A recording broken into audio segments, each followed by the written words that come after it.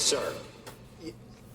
Well, let's start out with Empire. Empire's November number expecting -6, much better than expected. Up 4.5, up 4.5, up 4.5 actually is the first positive number since July. And in July, it was well above. It was 11.1, so that's nice. Here we go. Our October read on Producer Price Index month over month, up 0.2%, half of what was expected. Remember, the high water mark for all the metrics I'm about to give was in March of this year. High water mark there, 1.7%. Now, if we look at X food and energy, zero. We're expecting up 0.30.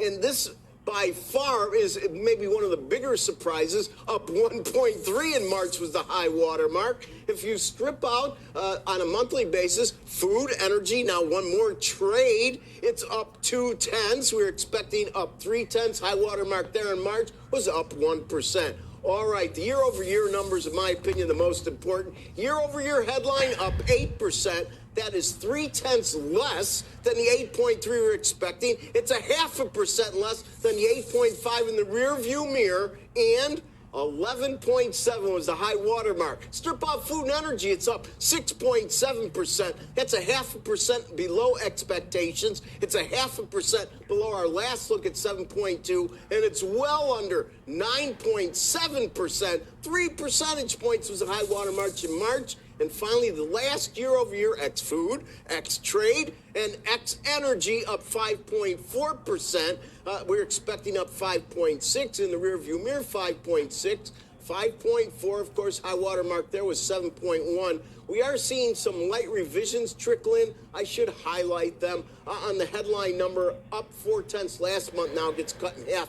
Up 0.2, which really, in a way, shouldn't take anything away from this month. It should just spread it out more aggressively. If we take core, it was up 0.3. It's now only up 0.2. The rest of the revisions aren't that big a deal, actually. And if we look at what's going on with regard to yields, well, we're at 377, approaching 3 3/4 on a 10-year. It's now down 8 basis points. It's at a 1.5-month low. Should it close here? And as we look at the dollar index, which continues to fall, it is basically at a 3-month low if it was to close here. And it is on the move as we speak. These yields should drop. And anybody who's making the case, hold on, this doesn't mean the Fed's going to change course, doesn't mean the Fed's going to pivot. You know what? There is a world outside the Fed, and there are a world of facts that are probably outside the Fed's mind because nobody knows the future. In the end, it's about what was priced into the markets, what now is being repriced into the markets, and the fact that on CPI last week we ended up with one of the strongest stock rallies in history isn't lost on investors who seem to be lining up today to have a repeat performance.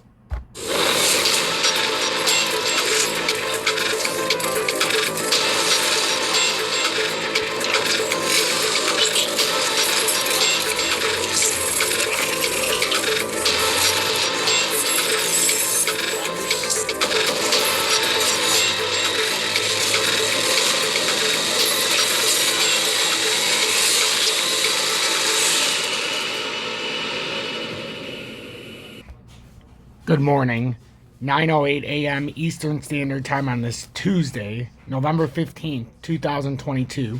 I'm T-Speak at 222 XRP Future Millionaire with the side bet on XLM and Future Digibyte OG. So good morning. As you can see, for the first couple minutes, I played the a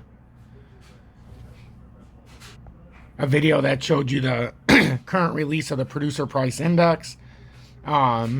Everything was up for the most part, except it came in under expectations. Therefore, once again, even though our prices rose year over year, this is a good thing according to the markets because they said we were going to go a little bit higher, and since we came in a little bit under, even though year over year it was up, once again the markets are reacting in a positive way. The futures is up, it was up almost 300 points. Right now it's 232 points. We've got the dollar crashing down it's unbelievable. 1.110 or 1.03%. It's actually down, and it's down to 105.849. And now the dollar broke this 106.2. Now there is a chance that it could come all the way down to 102.9. I would obviously look for this double bottom down here at 104.6, but that is interesting development. Gold hasn't reacted as much as I would have hoped. It's only up $6 to 17.77. And then silver's down 0.5% to 21.87. And then the rest of the commodities, we have copper up 0.03% to 3.840 per pound, and platinum's up 0.78% to 1,028 per ounce. Total crypto market cap is up 1.82% to 807 billion.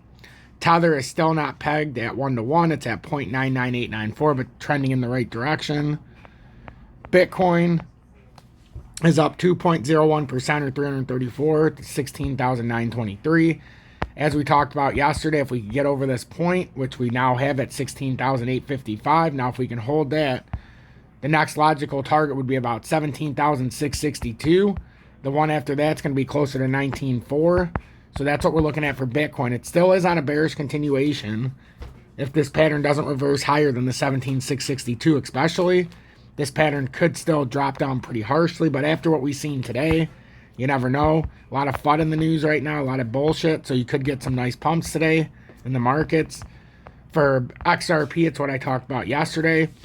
If it gets outside of this and holds it, we can break up to 427, and that's what I'd be targeting. I had a nice 111x trade yesterday where I had 116.8%. And just so no one thinks I'm bullshitting, that's the actual trade. But I'm not here to talk about that. So what we're looking at is the 427.